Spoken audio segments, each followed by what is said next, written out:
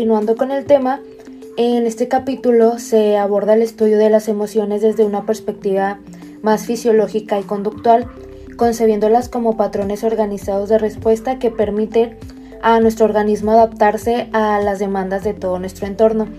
Desde este enfoque, las emociones no se entienden únicamente como experiencias subjetivas, sino como procesos complejos que integran cambios conductuales, fisiológicos y hormonales, los cuales todos estos se activan ante estímulos relevantes para la supervivencia y toda nuestra interacción social. A lo largo de todo este capítulo, se nos plantean que las emociones cumplen una función adaptativa fundamental, ya que preparan a nuestro organismo para actuar de manera más rápida y eficaz.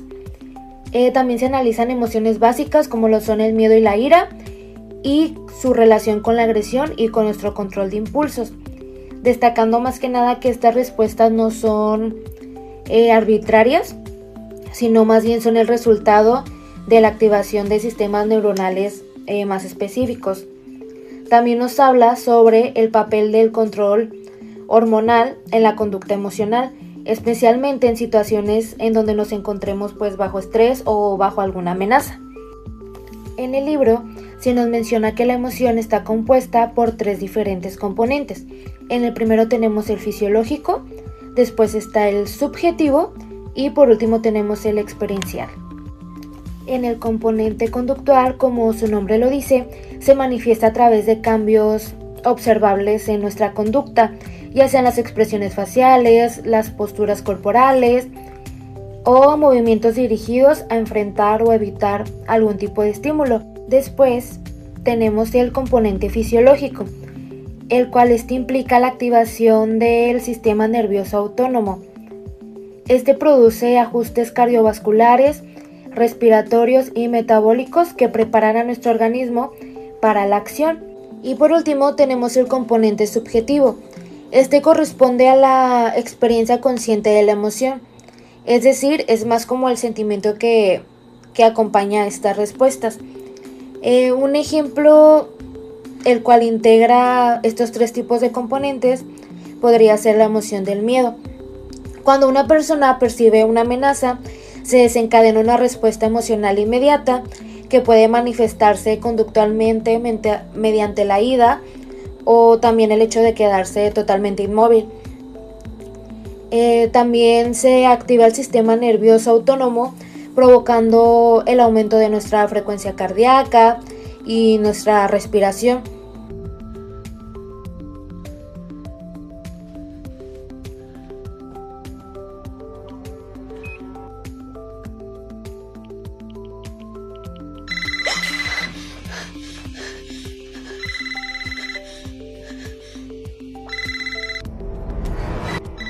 También nos dice que el sistema endocrino participa a través de la liberación de hormonas como lo son la adrenalina y el cortisol, las cuales movilizan nuestra energía y permiten responder de forma rápida cuando nos encontremos en algún tipo de peligro. Bueno, también de manera similar tenemos la emoción de la ira. Esta aparece en situaciones ya sea de provocación o de frustración. En estos casos, esta emoción se expresa mediante conductas más observables, como lo son el aumento de tono de voz, algunos rasgos faciales muy característicos y también puede ser en la tensión muscular. A nivel fisiológico, se incrementa la activación del sistema nervioso autónomo, generando un estado de alerta. La secreción de adrenalina contribuye a sostener la intensidad de esta emoción, facilitando conductas orientadas a la confrontación o a la defensa.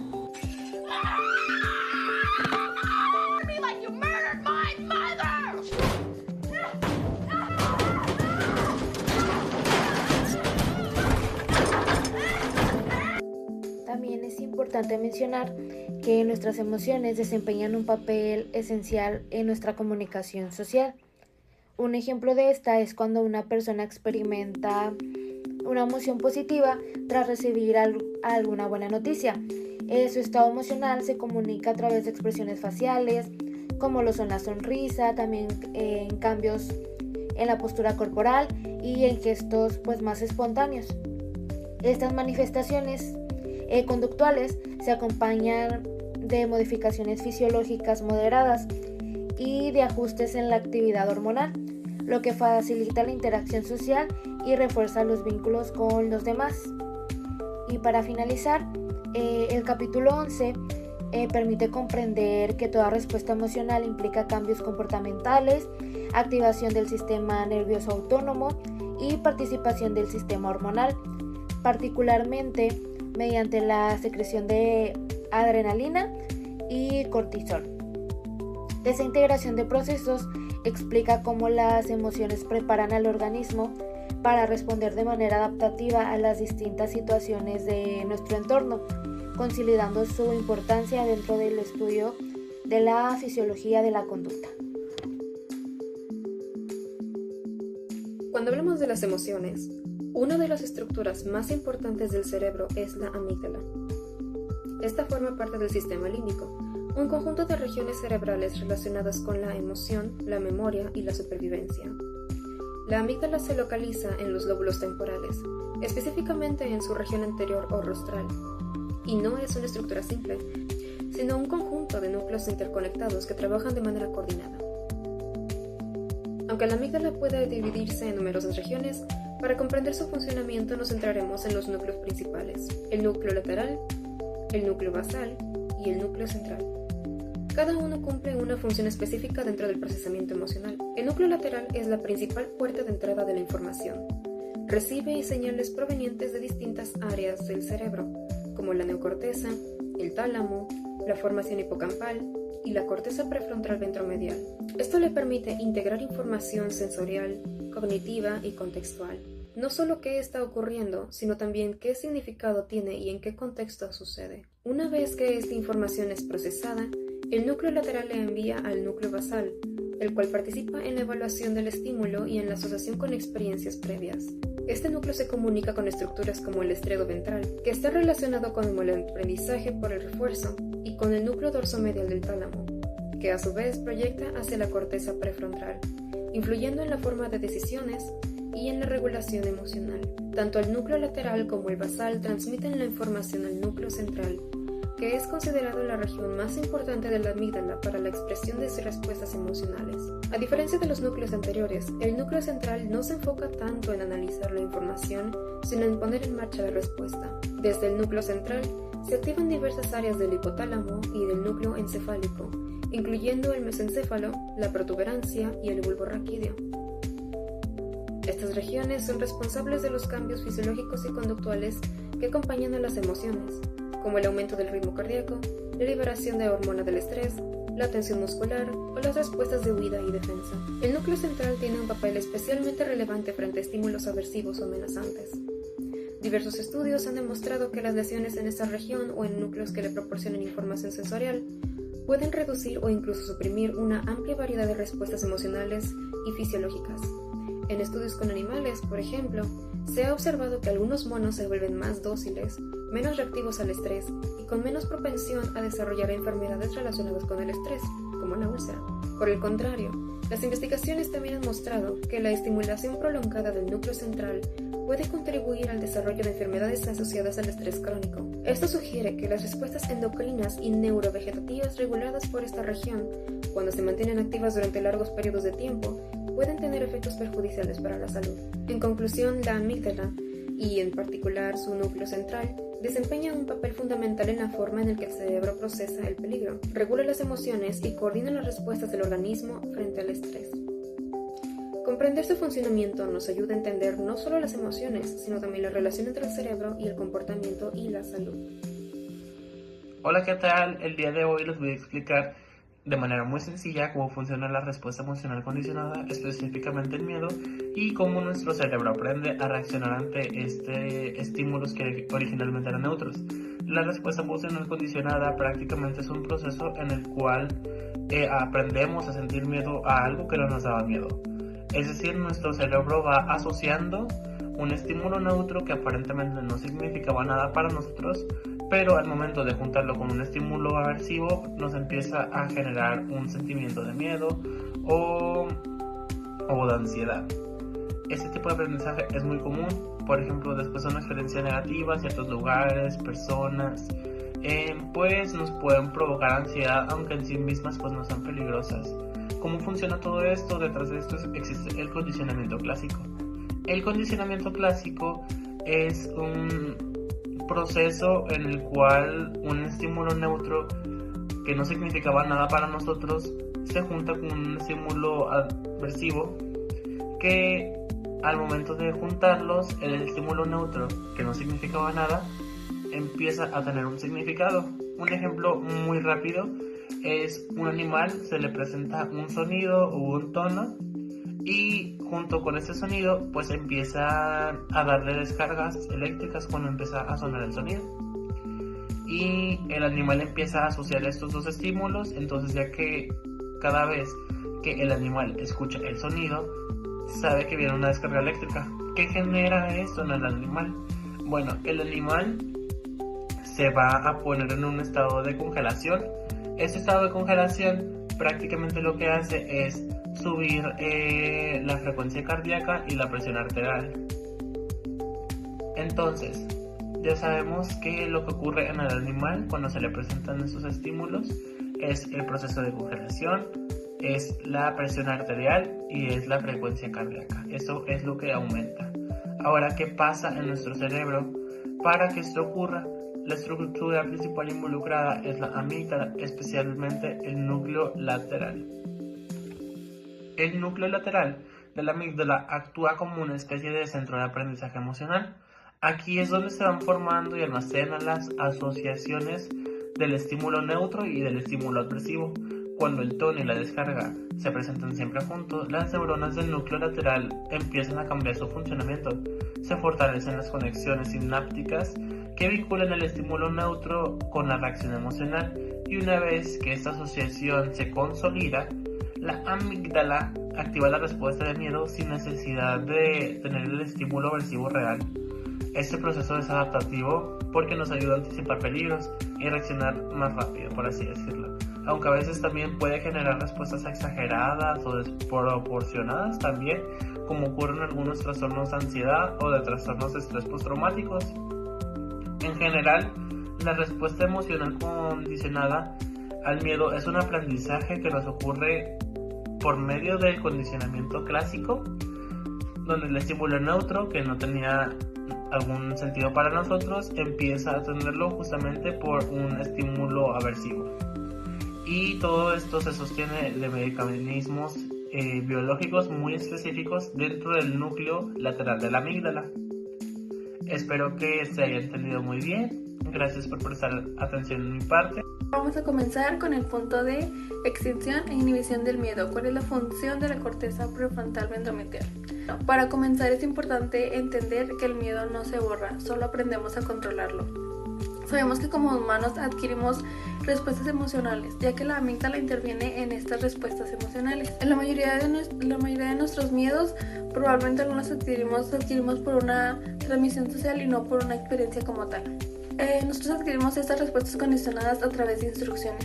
Por ejemplo, si vamos en la calle con un niño pequeño y vemos un perro, le decimos ten cuidado que te puede morder. Entonces ahí ya le inducimos el miedo a través de una instrucción. Y probablemente lo hicimos porque ya hemos vivido esta experiencia, ¿verdad? También estudios revelan que las lesiones en la amígdala disminuyen las respuestas emocionales de las personas. Entonces las personas tienen dificultad para adquirir estas respuestas condicionadas por las lesiones en la amígdala.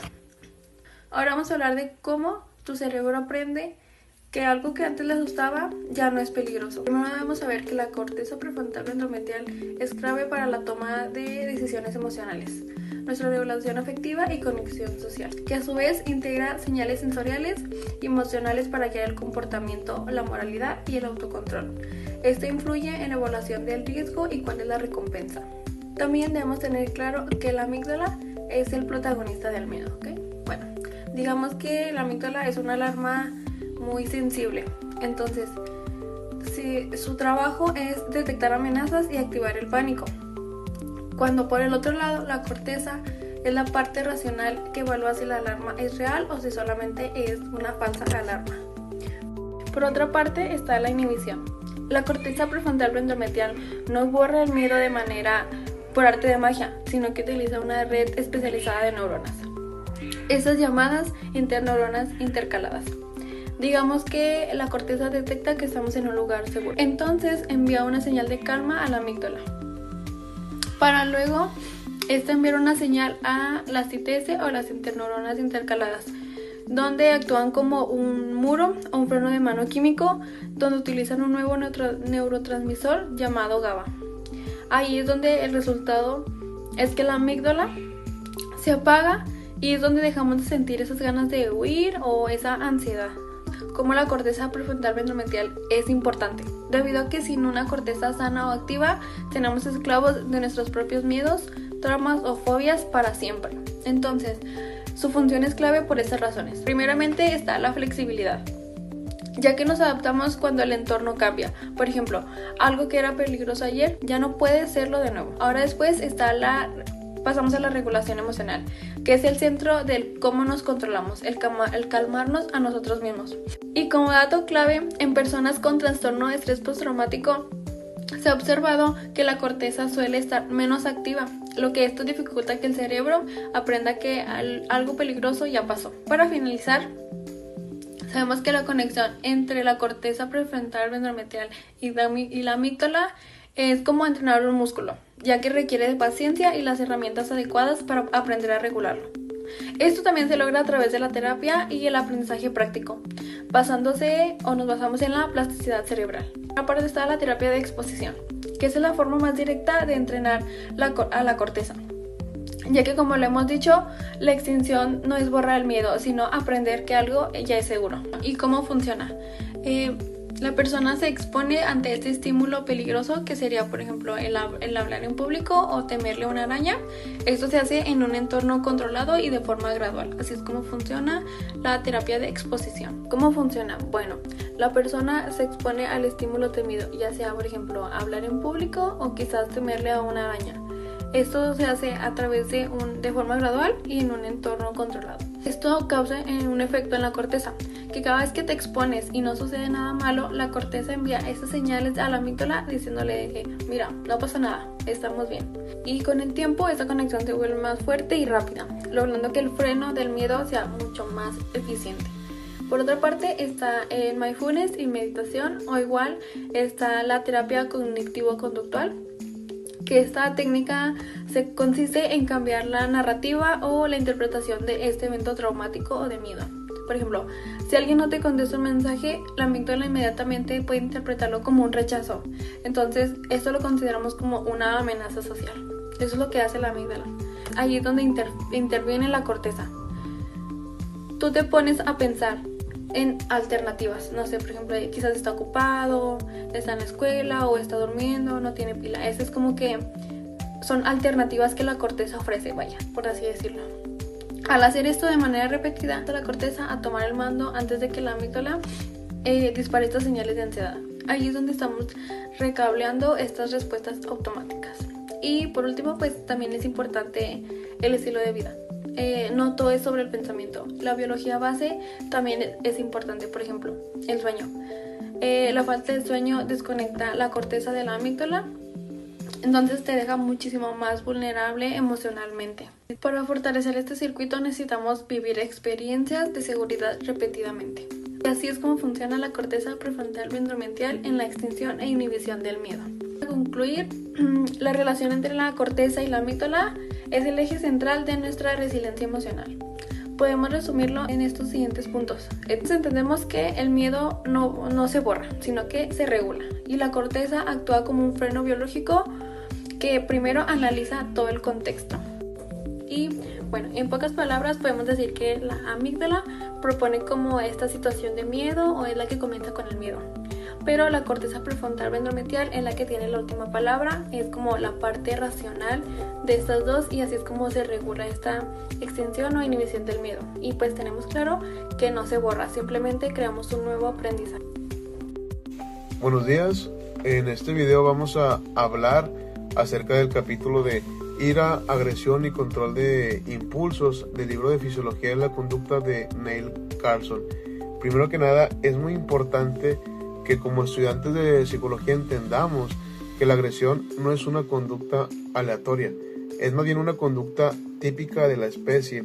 Esto nos quiere decir que los patrones de movimientos como las posturas, los mordiscos o los golpes están organizados por circuitos neuronales programados genéticamente. Estas conductas tienen fines evolutivos, como lo son y como lo han sido la reproducción, la defensa del territorio, la protección de las crías, la autodefensa ante depredadores o intrusos. Además, el control de estas conductas es jerárquico, ya que la ejecución física de los movimientos de ataque o defensa está organizada por la sustancia gris periacueductal. Sin embargo, esta sustancia no actúa por sí sola, ya que se encuentra bajo el control de estructuras superiores como lo son la amígdala, el hipotálamo, que filtran la información del entorno para decidir si se activa o no se activa una respuesta agresiva ante una situación de peligro. También es muy importante que aprendamos a diferenciar la importancia entre amenaza y sumisión. Es importante notar que en el hábitat natural las peleas realmente son costosas. Por ello mismo, Carlson distingue entre dos tipos de interacciones, y la primera es la conducta de amenaza. Esto nos dice que las posturas y los gestos advierten al depredador, y la función es reforzar la jerarquía social o mantener alejados a los intrusos sin la necesidad de tener realmente una pelea que pueda herir o terminar con la vida de uno de los combatientes. La otra o la segunda son las conductas de sumisión, y estas son respuestas de un animal amenazado, indican lo que es la aceptación de la derrota, deteniendo de esa manera el ataque del oponente. Ya por último, creo que tenemos que diferenciar también entre dos mecanismos biológicos distintos. El primero es la furia defensiva. Esto es una respuesta ante una amenaza. Se caracteriza por una activación de la división simpática del sistema neurovegetativo, y el animal se muestra extremadamente alertado y excitado, como bien puede ser un gato al verse amenazado por un perro mucho más grande y mucho más agresivo. Y la segunda es la depredación. Es el ataque de un miembro de una especie a otra, pero por alimento. Aquí, a diferencia de la furia, esta es una conducta a sangre fría. Esto nos quiere decir que es más eficiente, no hay una activación simpática elevada, y fundamentalmente el depredador no siente ira hacia su presa. Es simplemente un medio para un fin, y en este caso el fin es conseguir alimento. Ya por último, para finalizar, me gustaría distinguir que aunque los humanos sí compartimos con otros animales los mismos circuitos cerebrales de la agresión, como la amígdala y la sustancia gris periacueductal, nuestra conducta no es puramente instintiva, mientras que en los animales la agresión es una respuesta automática ante una amenaza o la necesidad de alimento.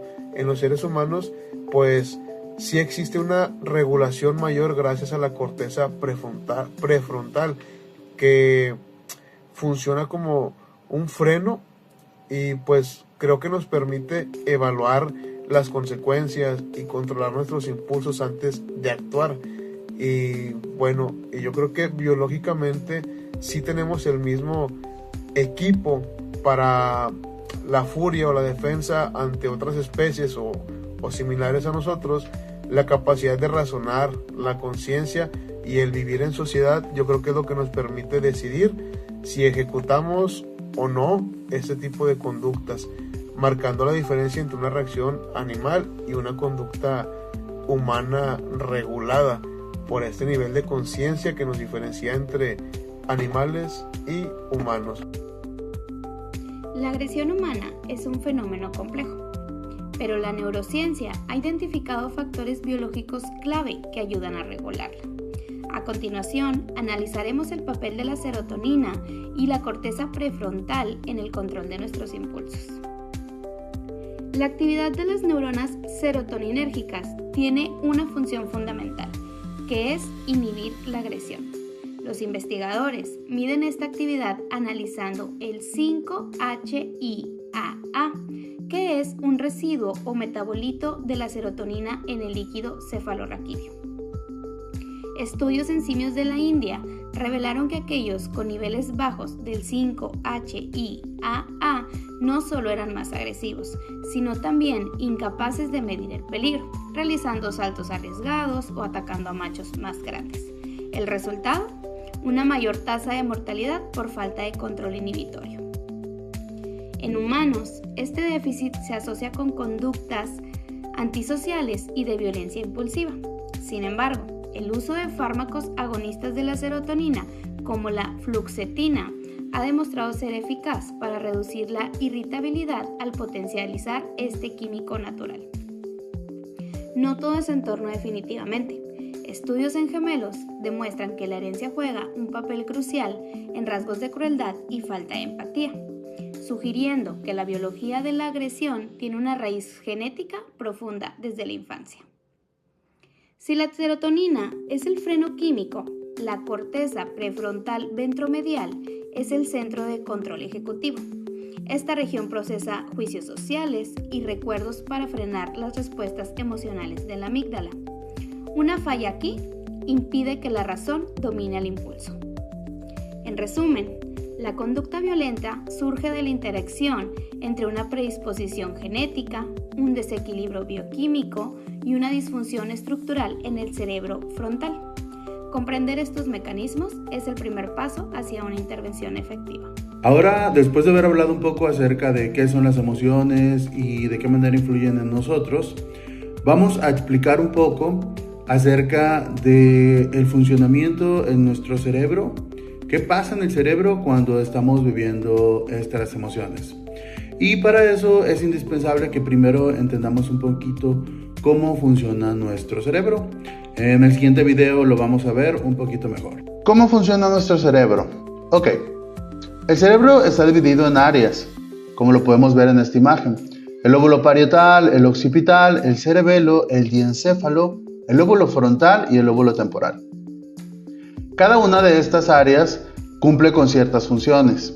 Por ejemplo, el lóbulo parietal cumple con darnos la inteligencia, el razonamiento, el lenguaje y la sensibilidad. A su vez, el lóbulo occipital, la visión. El cerebelo, el equilibrio y la coordinación. El lóbulo frontal, movimientos, inteligencia, razonamiento y personalidad. Y el lóbulo temporal, habla, conducta, visión, escucha y emociones. Hoy vamos a hablar un poquito acerca del lóbulo frontal por la situación del razonamiento y la personalidad, y también del lóbulo temporal por las emociones. Dentro del lóbulo temporal, en la parte subcortical, o sea, debajo de la corteza, está la amígdala, que también es algo importante en este tema.